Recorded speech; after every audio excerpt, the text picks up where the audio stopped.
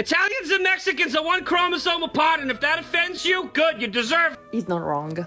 I'm Italian, I moved to the US and I would die on the hill for what he said. These are some things that I found that Italians and Mexicans do in the exact same way or slightly different, but they're crazy. Change location because I need something to hold my phone, but whatever. Kids, when they're born, we give them this bracelet with their name engraved on one side, on the other side there's the date of birth. It's usually when they're born or at the baptism. Usually for, at least in my family, it was for the boys. Other things we have in common that I learned is that this is called descalzo, at least in my dialect, in Verona, this is called descalzo. You cannot walk without shoes or socks, you get sick. It was a huge shock when I moved here and they were like, oh, you don't wear shoes in the house. I was like, what?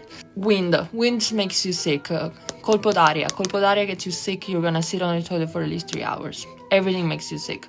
Wet hair gets you sick. Everything gets you sick. Kids sleeping on chair at parties. This is very common. I had the best sleep of my life at parties on chairs at weddings. Padrino e madrina, padrino y madrina.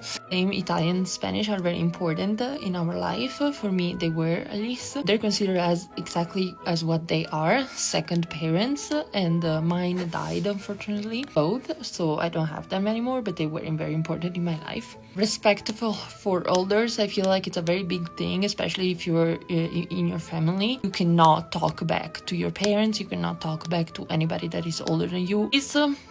Is the most efficient medicine in Italy when you're sick. It's milk and honey. You are sick, about to die, you drink a glass of hot honey and milk, you're reborn another person. You're literally reborn. Mexican have mezcalito, and I think I would switch to this more than the other one.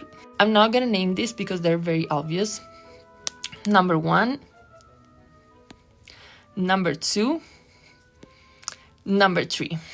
Okay, I don't need to name this, but if you know what I mean, I'm so sorry. I've been through that pain too. My parents also had another thing that is called the bacchetta. In dialect, how they say bacchetta. It was a long wooden stick.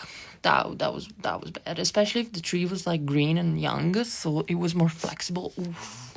And I'm done. Bye.